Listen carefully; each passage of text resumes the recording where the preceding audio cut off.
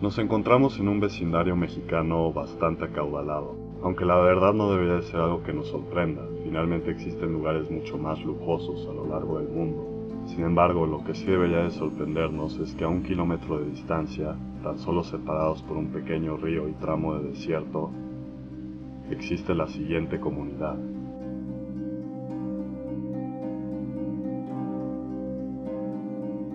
Este tipo de contrastes no se ven en muchas partes del mundo, pero tristemente son la norma en México. Aquí no existen los lujos y en el mejor de los casos se tiene lo mínimo para sobrevivir. Ante la necesidad de esperanza abundan los símbolos religiosos, ya sea en los espacios públicos, hogares o zonas de trabajo. También encontramos mucho este otro tipo de símbolos. Curiosamente aquí dichos símbolos se manifiestan de forma muy distinta. ¿Ven esa casa que ocupa casi toda la manzana? Es la casa del gobernador del estado. En un lado simbolizan esperanza y un mejor futuro. En otro, poder y riqueza. Ni siquiera parece la casa de un servidor público. Parece más bien que un rey la habita. Pero no se dejen engañar, los habitantes de aquí no se han olvidado de los de allá. Es más, piensan en ellos constantemente, pero de la forma más contraproducente. Como han visto, las casas tienen amplia variedad de colores y diseños, sin embargo estas parecen compartir los mismos elementos. Bardas gigantescas, mallas eléctricas, alambrado de púas, cámaras de seguridad. La inseguridad llegó a ser tan extrema que los residentes decidieron colocar casetas en todas las entradas del fraccionamiento, pero dicha medida no ha detenido los robos. En verdad es una paradoja cómo las élites mexicanas exigen más seguridad, pero al mismo tiempo insisten en encerrarse con el propósito de excluir y olvidarse de los demás.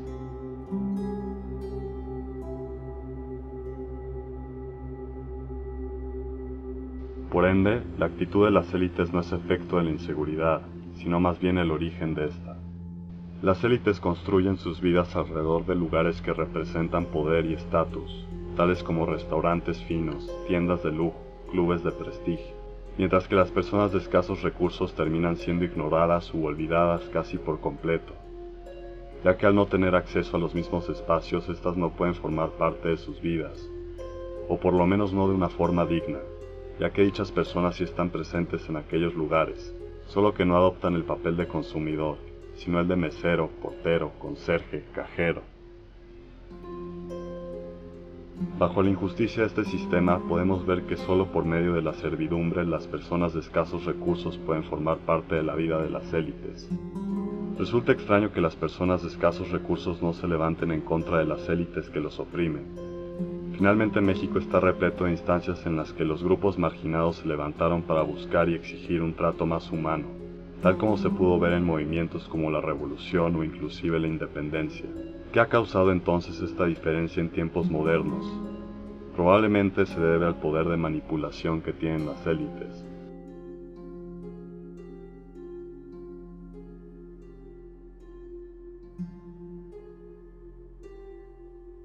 Lo anterior no podría ser más cierto para México, solo hace falta ver el anhelo con el que se ve el fútbol y las telenovelas, así como las epidemias de obesidad y diabetes que se han creado a partir de la ingesta desenfrenada de alimentos altos en grasa y azúcar. ¿Qué tenemos que hacer entonces para obtener seguridad? ¿De verdad vamos a seguir los pasos del monstruo naranja?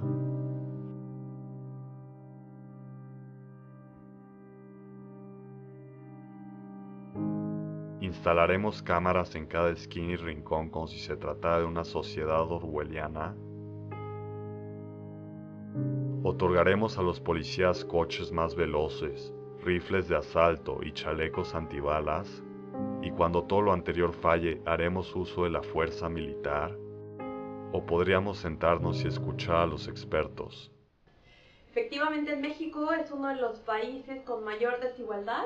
La diferencia entre las clases sociales es abismal y tenemos más de 52 millones de mexicanos viviendo en situación de pobreza, un gran porcentaje de ellos viviendo en pobreza extrema.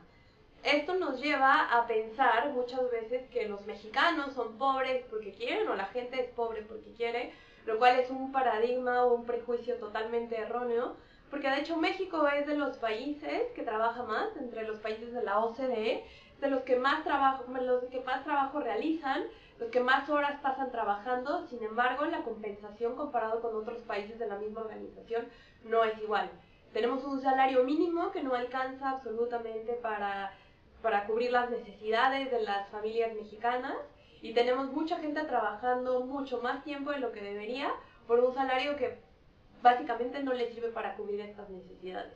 Efectivamente, también México es un país racista, clasista y elitista, en el cual sigue habiendo muchos prejuicios en contra de la gente que vive en situación de pobreza o vulnerabilidad, sobre todo las clases, contra los indígenas, donde se sigue menospreciando la cultura y los orígenes de los mexicanos. ¿Cómo podemos, digamos, o por qué no se ha resuelto esta situación de desigualdad?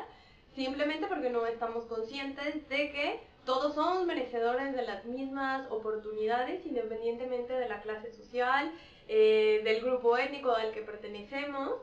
Y bueno, y mientras sigamos dando algún tipo de ayuda vertical desde donde nosotros, en una clase privilegiada, creamos que somos los que pueden resolver esta problemática, sin irnos a meter a un trabajo de campo y a conocer las verdaderas razones y la verdadera situación de la gente en situación de pobreza, donde sigamos este enfoque top-down, donde nosotros nos creamos los dueños de la absoluta verdad, nunca vamos a poder solucionar este tema.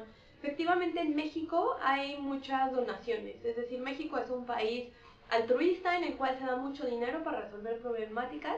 Sin embargo, mucho de este dinero va destinado a limosnas, a darle dinero a alguien en la calle, y esto no significa que esté mal. Sin embargo, es un paliativo, es decir, donde solamente estamos dando una solución temporal y muy por encima, superficial, a la problemática. Es decir, lo que deberíamos de hacer como mexicanos es destinar dinero, una parte de nuestro ingreso mensual o anual, a una verdadera causa o a una organización que lo que busque es atacar el problema de raíz y que trabaje junto con la gente para superar las condiciones de desigualdad y de pobreza que hay en México.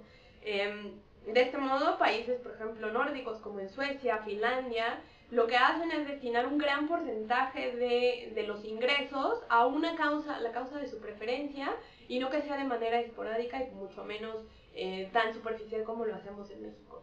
Para esto existen muchísimas organizaciones de la sociedad civil que están encaminadas a trabajar directamente con la gente y no esperar que sean los gobiernos quienes resuelvan las problemáticas, y trabajar, digamos, para dar una solución integral al problema de la pobreza en México. Tomando en cuenta todo lo anterior, es impresionante que este tipo de propaganda se siga diseminando por todo México. Obviamente las personas que secuestran y asesinan no lo hacen por placer o diversión. El gobierno simplemente no les otorgó educación, vivienda o servicios de atención a la salud, y cuando sí los proporcionan, estos son de mala calidad. Por lo mismo, dichas personas terminan dedicándose al crimen. Muchas veces es la única forma de sobrevivir. Amenazarlos con muerte o cadena perpetua no les dará miedo. Así de miserables son sus vidas bajo nuestro gobierno.